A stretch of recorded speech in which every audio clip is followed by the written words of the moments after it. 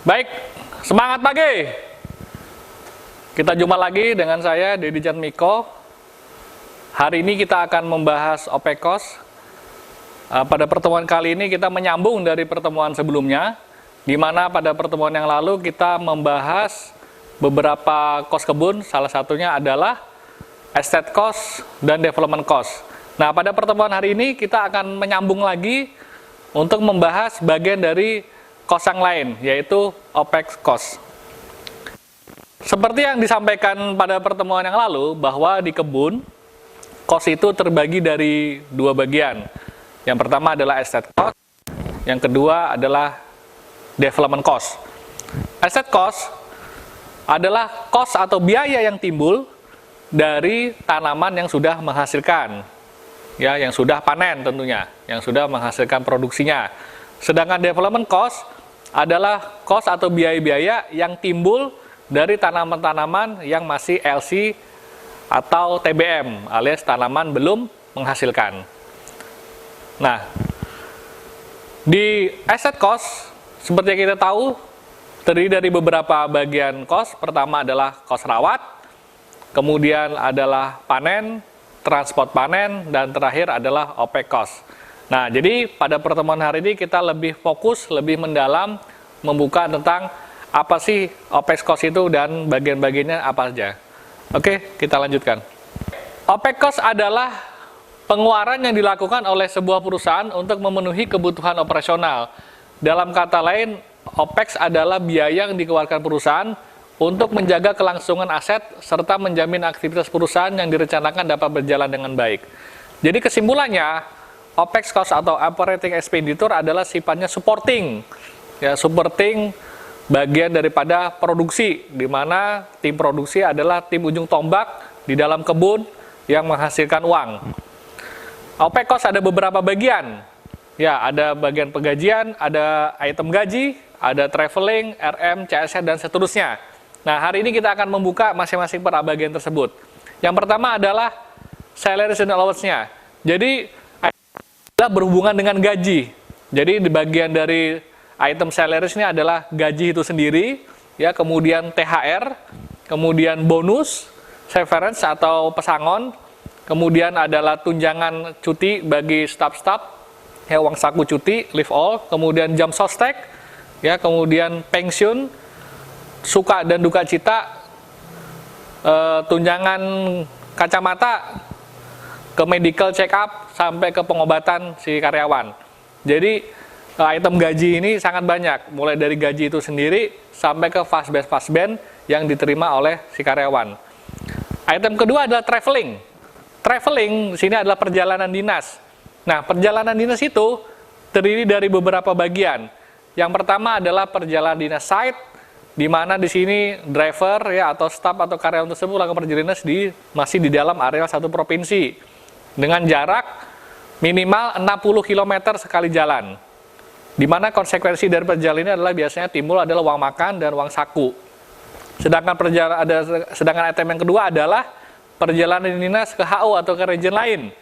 Nah, di mana di sini jelas seorang staf atau karyawan tersebut melakukan perjalanan keluar, ya, keluar provinsi.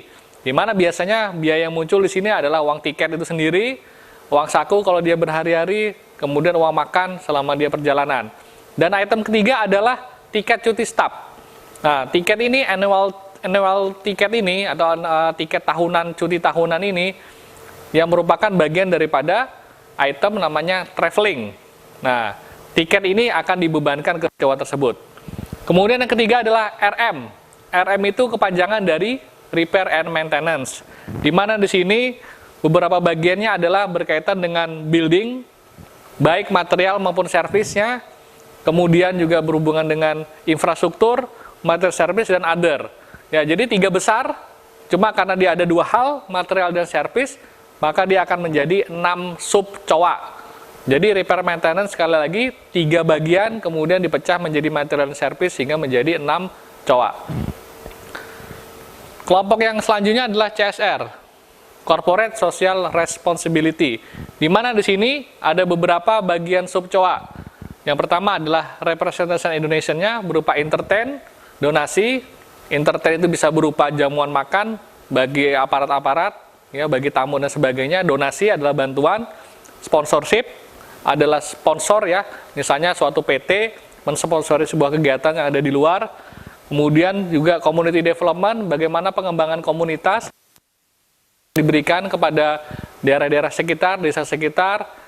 Dan yang terakhir adalah beasiswa, di mana di situ adalah bantuan-bantuan baik ke dalam maupun keluar masyarakat terhadap pelajar-pelajar yang berprestasi. Selanjutnya adalah tax and license. Nah, ini berhubungan dengan perpajakan dan perizinan. Di sini bisa contohnya adalah pajak bumi dan bangunan, kemudian izin-izin yang lain juga. Oke, lanjut ke item OPEX yang selanjutnya. Office General. Nah, Office General adalah biaya-biaya kantor umumnya, ya. Pertama di sini berhubungan dengan ATK, ya, cetakan atau form-form, kemudian pengeluaran-pengeluaran untuk maintenance IT, misalnya ketika HP rusak, handphone rusak untuk device EBCC, nah itu bisa diperbaiki dengan menggunakan dana dari COA ini. Kemudian office event. Nah, office event ada acara-acara kantor, misalnya ada acara HUT-TAP, ada acara-acara yang lain yang berhubungan dengan kebersamaan di PT ini, bisa dimasukkan ke dalam COA ini. Kemudian rekreasi dan sebagainya. Item OPEX yang ketujuh adalah utilities. Nah, di sini ada sub bagian lagi, yaitu electricity, water, telepon, telex, dan network. Atau yang terakhir adalah nanti hubungan sama handphone, ya. Jadi electricity adalah bagaimana listrik. Nah, listrik ini ada dua hal nih. Bisa berupa genset, bisa berupa token listrik kalau sudah menggunakan PLN.